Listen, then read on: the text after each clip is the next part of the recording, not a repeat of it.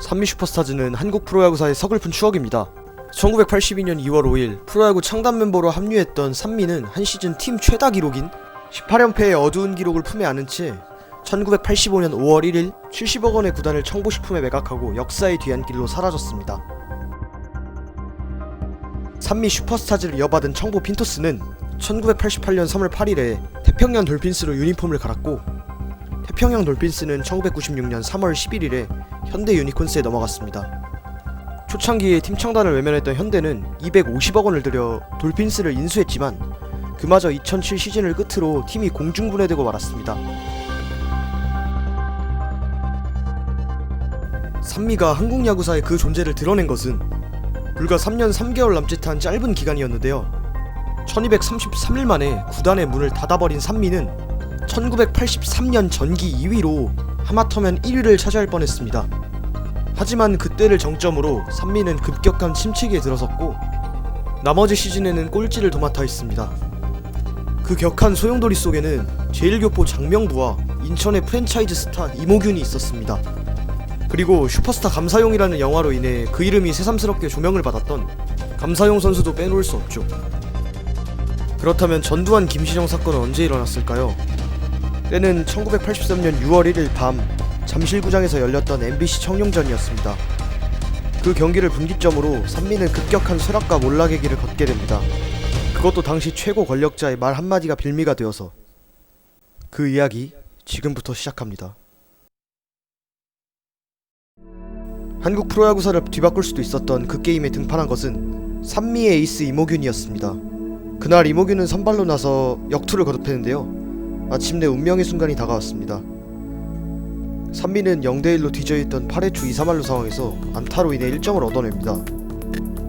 그 장면에서 산미의 명운을 좌우할 엄청난 사태가 펼쳐집니다. 주심이 3루로 냅다 뛰었던 1루 주자 김선우가 이선웅이 홈플레이트를 밟기 직전 먼저 태그아웃 됐다고 판정, 그리고 득점을 인정하지 않는 바람에 1대1 동점 상황에서 이닝이 끝나버린 것이었습니다. 그 대목에서 분노를 가두지 못한 김진영 당시 산미 감독이 덕아웃에서 뛰쳐나와 주심에게 폭언과 삿대질로 거칠게 항의했는데요. 그 과정에서 이기혁 당시 심판위원장이 경기장으로 나왔습니다. 김 감독은 그물망 뒤에 서있던 이기혁 심판에게 몸을 밀치며 두 발차기를 시도했습니다. 다행히도 발차기는 빗나갔지만 이미 불행의 씨앗은 잉태되었습니다. 하필이면 그 장면을 당시 전두환 대통령이 TV 중계 화면에서 보고만 것이었는데요. 이모균은 9회 말 1사 2루에서 MBC 4번 타자 이종도에게 끝내기 적시타를 얻어맞고 1대2로 게임을 놓쳤습니다. 서울 강동경찰서는 그날 밤 11시 김진영 감독을 폭력행위 등 처벌에 관한 법률 위반 혐의로 입건 조사를 마친 뒤 일단 풀어줬습니다. 하지만 롯데와의 부산게임 직후 부산 구덕경기장 선수 대기실에 경찰 관계자들이 들이닥쳐 김진영 감독을 연행했습니다. 결국 김진영 감독은 서울 강동경찰서 유치장에 수감되었습니다. 김진영 감독의 전선 이탈로 산미는 지휘체계에 문제가 생기게 되었는데요. 김 감독이 수감돼 있는 사이 산미는 해태와의 광주 3연전을 모조리 내주고 역전당해 1위 자리를 뺏기고 말았습니다. 김진영 감독은 사건 후 9일 만에 자유의 몸이 됐지만 시즌을 마칠 때까지 덕아웃으로 돌아오지 못했습니다. 이모균은 당시 산미는 코리안 시리즈로 올라갈 만한 여건이 됐다. 만약 김진영 구속 사태가 없었더라면 상황은 달라졌을 것이다 라며 아쉬워했습니다.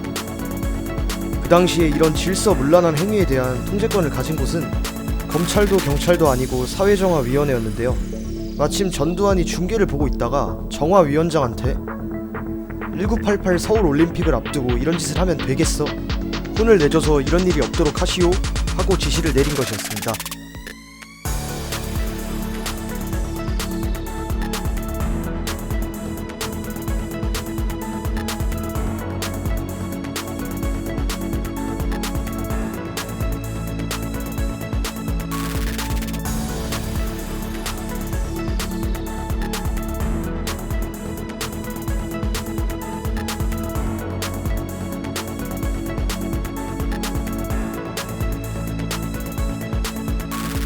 다음 영상도 기대해주세요.